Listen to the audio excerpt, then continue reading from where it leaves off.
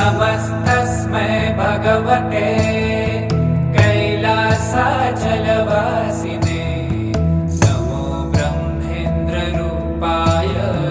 मृत्युनाशं करोतु मे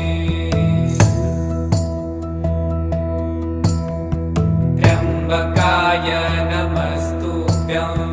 पञ्चस्याय नमो नमः